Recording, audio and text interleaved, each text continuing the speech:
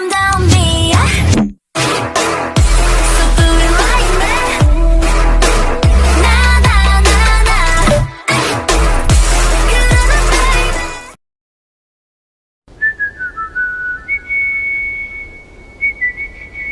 On my channel, I post a lot of videos about rap and what groups have the best rappers. The comments get pretty much spammed with Suga from BTS along with RM and JISOO plus Big Bang's iconic rappers G-Dragon and T.O.P. I'm not discrediting them at all, but I believe that JOOHEON from Monsta X, CHANGBIN from Stray Kids, and Bobby from i.o.i are really some of the superior rappers. They're so young but are already slaying the game with their music. Their charisma and energy resonate with listeners. There are a lot of people who are just idol rappers because they weren't good singers or the group needed a rapper and not because they are true passionate rappers like these boys. You can't tell they truly appreciate the art and history of rap, and I love them for that.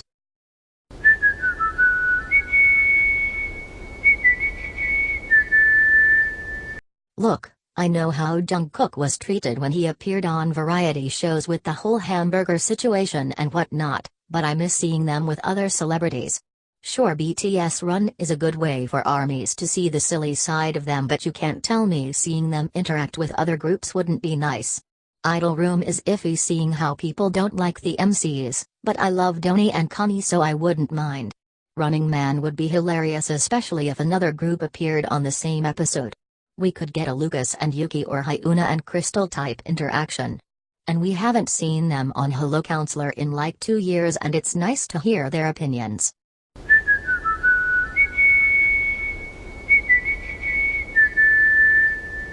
Jisoo's cuteness comes natural and suits her. I feel like the other members of BLACKPINK force themselves to have cute personalities. I know that's a common thing with Korean girl groups, but it's super cringy. There's no way that all of them have super high-pitched voices. And don't get me started on them overreacting. Jennie pretending to be surprised by a toy I'm sure she's seen before, whether it be in person or on the internet, was a big "you're faking it" sign for me. I think Jennie and Rose's cuteness may be the most forced, then Lisa.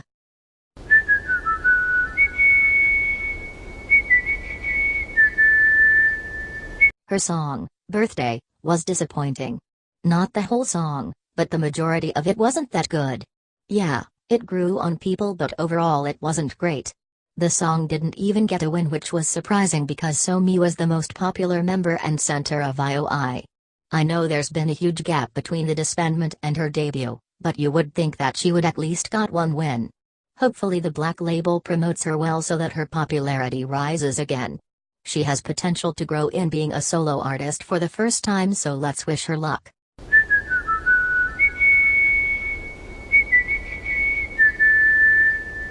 Power Up should have been a side track, cause what in the world was it? It took me a solid month to finally enjoy the song, but even then I only listened to it for about 2 weeks. The reason why I say it's the worst track is because with other Red Velvet songs, it only takes 2 listens and then I'm hooked. I was really disappointed because Red Velvet is one of the few girl groups that release high-quality cute concepts like Happiness, Russian Roulette, and Red Flavor. The side tracks of Summer Magic ran loops around Power Up.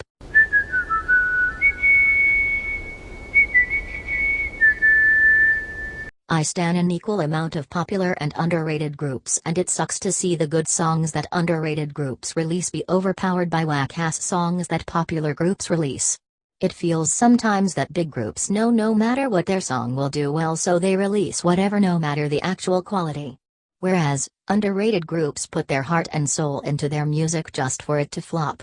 Songs like Shine by Pentagon, Love City by 9 Muses, Piri by Dreamcatcher, RPM by SF9, Fun by Promise 9, Blue Rose by Uptension, Undercover by Ace, and many others deserved better than what they got. I'm not bashing popular groups because it's not their fault. They can't control what people or their company decide to do, but the reality sucks.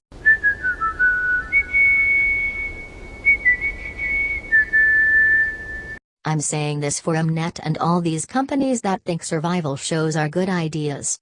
The only thing survival shows do is stress out both the fans and the idols. They mess up people's mental health, and each survival show features a clip of someone having a breakdown. Can you imagine how many breakdowns we don't see? Like you all push people past their breaking point for money and entertainment, and that's sickening. Felix getting eliminated was one of the most heartbreaking things I've ever experienced, and I can't even watch eliminations of produce shows. I literally have to skip it because it's so sad and discouraging. Also, a majority of people that come off survival shows don't do well. Literally only twice, Icon, Bring Back the IU Whores, Winner, Chunga and the Wanna One Boys have had true success. Monsta X, Stand My Babies Please, WJSN, and Momoland had to take time to build up their popularity. And groups like Weki Meki, Gugudan, Pentagon, Boys 24, Fromas 9, and 1&9 still aren't successful. So someone tell me, why are there still more survival shows coming out?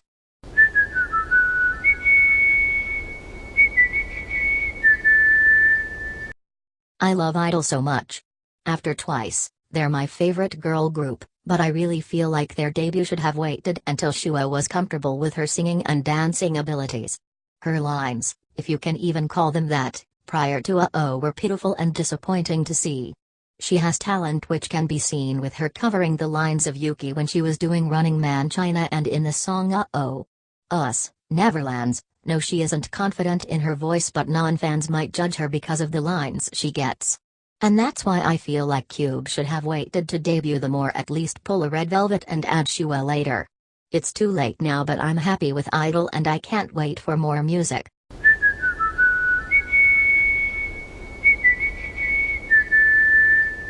I see a lot of people calling good songs bad releases just because it doesn't fit their taste. I have even caught myself doing the same thing. For example, with the song Singularity sung by V of BTS. I hate the way his voice sounds on the track, so I called it a bad song. But then I realized if it was sung by another member, I probably would have liked it, therefore making it a good song with my standards. Some people say that Boy With Love by BTS, Dalla Dalla by ITZY, or Wave by Tease aren't good songs and didn't deserve what they got. Like, just say you don't like it and move on. Just because a song doesn't meet your standards doesn't automatically make it a bad song that shouldn't have been released. Now there are songs out there that should have waited. I'm not saying songs like that don't exist, but 9 out of 10 someone's being dramatic.